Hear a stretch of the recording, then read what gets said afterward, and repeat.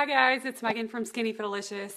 Sorry I haven't been by this week for my Facebook Lives. I have been heads down in a research paper for school this week, and my draft is due this weekend, so I'm kind of stressed out that I don't have all of my information together. But anyways, that's what I've been doing this week, trying to get that done and trying to get ready for some of my final exams because I'm graduating soon, and it's like scary and exciting all at the same time.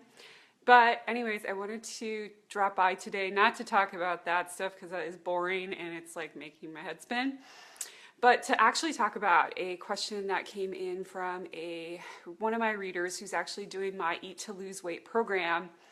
She was asking me about sugar, and one of the things I talk about in Eat to Lose Weight, my online video course, I talk about breaking up with sugar for weight loss and how important it is. And she sent in a question, and her question was, I'm really stressed out, and chocolate is what I always turn to when I'm stressed out, and I don't know how I can get rid of that, or how am I not supposed to do that? I'm really stressed out right now. What should I do? Okay, well, first of all, let's back up. There's a lot of people right now doing the Whole30 thing. And I shouldn't do that. It's actually a real thing. It's actually a real diet. It's actually a real program. And there's some benefits to doing it, I believe. There's a lot of people that I know who do it, especially in January, to sort of detox from the whole, I ate a bunch of crap during December and now I just want to get back on track. And I think that Whole30 is a really great program for people who are specifically addicted to sugar.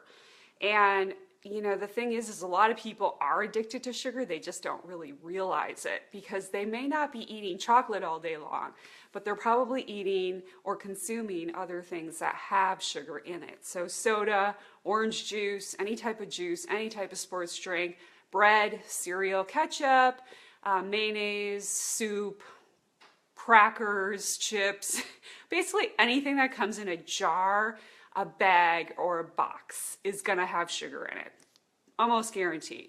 I was at the store today doing an experiment with granola bars because I was really trying to find a granola bar that didn't have brown rice syrup in it or any type of cane syrup in it, and I couldn't find it. I couldn't find one. Like, they all had some kind of like syrup in it that I just didn't like. I was like, why can't I just find them with just like regular coconut sugar and that's it, nothing else that's weird or natural flavored? But I couldn't do it. So my point is that everything that is processed comes in some kind of a bag, box, something. Even bread. I mean, you think bread is going to be good for you, and it's really not. The bread aisle is always hilarious to take one of my clients down and to educate them on all the bad stuff in bread, because so many of them are manufactured to look healthy when they're really just like ruining and sabotaging your metabolism and making you addicted more to sugar. And which gets me back to the Whole30. So I think Whole30, you know, it eliminates the grains, it eliminates the sugar, and it just gets you back on real food. So eating, you know, meats, nuts, seeds, things that are raw, more vegetables, and some fruits. The one thing I don't agree with Whole30 is that they cut out beans, which I think beans are very healthy. They're plant-based protein and healthy form of a carbohydrate that most people can benefit from getting in their diet. They also have tons of fiber in them, which is great for your digestive system, which, you know, all studies show for weight loss is perfect. You need more fiber. So from that perspective, I think Whole30 is kind of lacking, and it's very paleo-centric. And as you know, a lot of people who do the paleo diet, they do not do beans. So they don't believe in eating them, which is fine.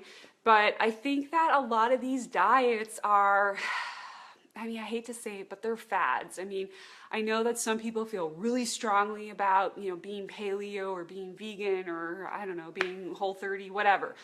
But at the end of the day, how many people are really sticking with them is really my concern. Because when I look at Instagram, especially this month, I'm seeing a lot of people, a lot of my blogging friends on Instagram who are posting things saying, I'm doing Whole30, yay me, but I can't wait for January 31st so I can start having chocolate again. Well, that's the whole point of doing Whole30, so that you detox from that sugar, you break that habit and that connection, and you don't go back to it. As a matter of fact, I know for me in the past, I have been highly addicted to sugar.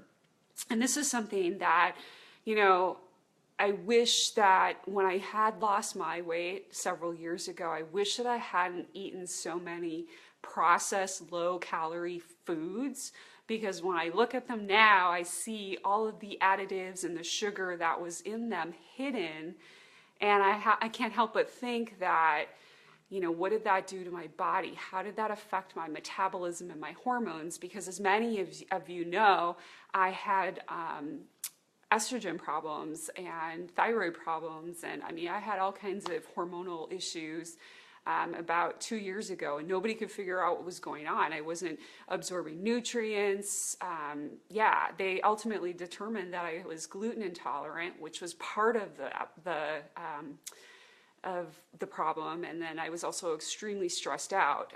So chronic stress was also playing into it as well.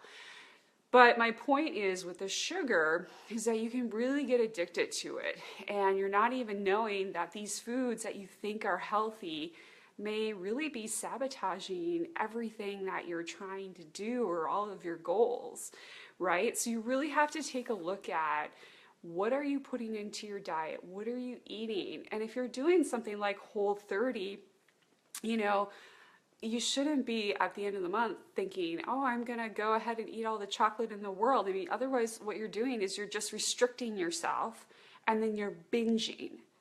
It's no different than somebody who's going on a 1,200 calorie diet for a month, and then the next month they're like, okay, I'm going to have like 12 chocolate cookies in one day. No, I mean, that's not the point of it. So when, you know, so that's where I disagree with the people who go on Whole30 and they do it for a month, and all of a sudden, you know, on that day after they're done, they're like digging into all the goodies. No.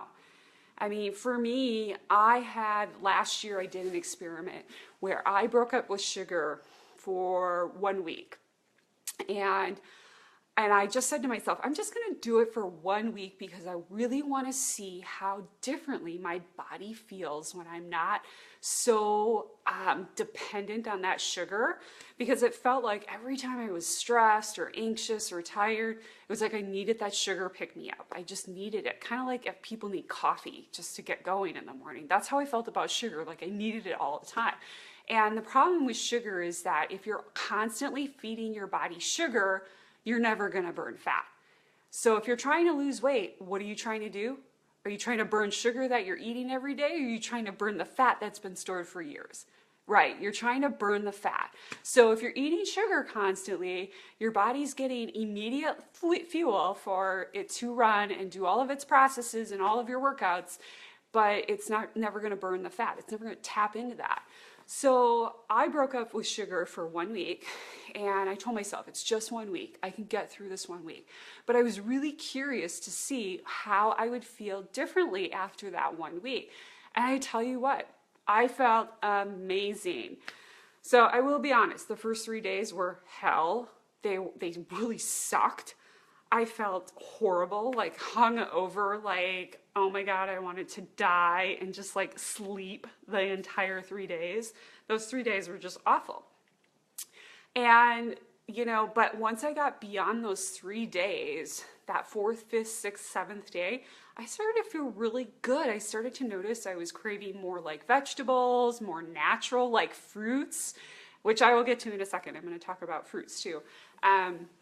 But I started craving more of like the plant-based foods and whole foods. You know, I wanted to have avocado, a healthy fat on my eggs. And, you know, I just was craving more of that kind of good stuff in my body. And I noticed that. So as an experiment, when I got done with those 7 days, I tried to have some chocolate just to see like how I would feel. And I literally had such a sugar high and crash that I just like felt sick. I mean, it was like, oh, why am I putting this in my body? It was horrible. So I basically broke up with it and have stuck pretty good with it most of the year until I had my surgery last year. I did a really good job of staying away from sugar, with the exception of yogurt and, some fruit here and there. Um, but so the fruit, what I wanted to talk about with fruit, and I know a lot of people are going to totally disagree with me on this, but when you break up with sugar, you got to break up with fruit. I am sorry. There's just no ifs, ands about it. I mean, when you break up with sugar, and this is another thing about Whole30 that I totally disagree with. I think that so many people are so highly addicted to sugar these days. My personal belief is that people need to give up maple syrup, honey, brown rice syrup, whatever, fruit, everything. You need to go cold turkey. You need to get off all of it, because you know what? Biochemically, it all does the same shit in your body. Seriously, it does. And I don't care what anybody says, but when you're eating pineapple and watermelon, or bananas, those are really high sugar fruits, really high. You can tell I can tell when I eat a banana, I'm like, my blood sugar just goes out of the roof. And you know what? To me, people eating bananas, they should be out running marathons. Those are the kind of people who should be eating bananas every single day. Now, that doesn't mean that a regular, normal, healthy, everyday person can't eat a banana once a week, but do they need it every single day? Probably not. So my point is that when you're breaking up with sugar, you really need to break up with all of it for at least a week or two to really get that effect, to really detox your body from that physical and mental connection that you have to how that sugar makes you feel, because it is like a drug. And there are several studies that have shown that it does act like a drug in mice. And in humans, it's doing the same thing. And unfortunately, there's so many problems with having sugar in your diet. Not only does it cause you to not lose weight, it causes you to gain weight. It clogs your liver, it slows your liver down because your liver has to work harder to process that. And the other thing is it leaches valuable nutrients from your body. So for instance, calcium. A lot of people that have calcium deficiencies tend to have sugar addiction. And the problem is that when that sugar is eaten, it needs some kind of nutrient to break it down. And what does it go for? It goes for the calcium in your bones. So if you want a reason to break up with sugar, that's one of the reasons. So you're losing valuable nutrients that you need in your diet. You don't want to be 80 years old with osteoporosis. I'm sorry. I know I don't. So the thing is that with sugar, most people, like I said in the beginning, have some kind of dependency on it because they have been on it for so long, and it's hidden in so many foods that even we think are, healthy. It's just hidden everywhere, and it's ridiculous. So people, when they're stressed, anxious, tired, or feeling sad and depressed, a lot of times they want that candy or that sugar to instantly make them feel better. The other thing is that, people will also look for the sugar when they are lacking in other key nutrients in their diet. So maybe they're not getting enough lean protein, enough of the right kind of vegetables, or the right kind of fruit in their diet. So a lot of times you really have to tap into your feelings, right? So what is going on with you emotionally and psychologically that's causing you to want that sugar in the first place? And then secondly, looking at your diet as a whole and saying, okay, what am I missing in my diet that's maybe causing me to have this sugar craving? Because a lot of times your sugar craving is a result of that blood sugar coming down low, and you just need to have fuel in your body because that's what your body needs to run. It needs food. It's fuel. So if you need fuel, maybe you're missing it in the form of a key nutrient or a key macronutrient. So maybe you're missing vitamin C, maybe you're missing protein. It could be one of those things. So one of the things that I like to do when I have sugar cravings, actually there's a couple things that you can do. There's 3 things I think in particular I would recommend. And these are things that work for me personally. One is eating dark chocolate. You can buy those little dark, 70% cocoa or cacao, dark chocolate pieces. I think Ghirardelli makes them, and they're just little squares. And the dark chocolate, I know, is enough to get that chocolate fix when you're having those feelings or feeling like you need that quick chocolate. Those are great to have on hand. I think they're only like 80 calories, and it's a good form of an antioxidant too. So antioxidants are things that protect your body. So not only are you getting chocolate, but you're getting an antioxidant that is protecting your body from things that are damaging it, that are inside.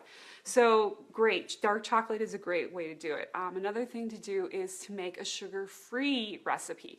Now I have tons of sugar-free dessert recipes on my site. Some sugar-free ginger cacao brownies, I think, fudge brownies were ones that I made about 2 or 3 months ago, and I still make them all the time. And last month I think I did an avocado brownie. So those are some good options to make a batch of those, put them in the freezer, and then you can take them out when you need them in a crunch and you need that quick sugar pick-me-up. The third thing I really like to do is kombucha. And I know that it's not, chocolate, but in a weird way, it really seems to satisfy my chocolate craving, so it might work for you. It's definitely worth a try. And kombucha, in my opinion, everybody can benefit from getting it because it's a healthy probiotic which feeds your gut bacteria and helps you digest, helps protect your immune system. So even if it doesn't satisfy your chocolate craving in particular, it is something that everybody can almost benefit from getting in their diet. But for me personally, having that tea, that natural kombucha tea, and being able to sip on that and drink that for, like 30 minutes it takes me usually to finish a bottle, that is usually enough to kind of ward off that sugar craving and help me get through it. And then the other thing is that, if you do have these sugar forms in your house, like the dark chocolate that I was talking about, and then the sugar-free fudge or brownies, my other tip for you is that, don't leave it out visible. And I think this is especially important for people who like to binge eat or stress eat. Don't leave food out where you can see it, where it's easily accessible, where you're just gonna like munch on it and walk by and eat more and more of it. Don't do that. Don't throw the candy in a bowl on the kitchen counter so that every time you walk by you can have, one bite. No, that's not the point. What you want to do is you want to put it in a place that's not easily accessible so that you actually have to think twice before you go to get it.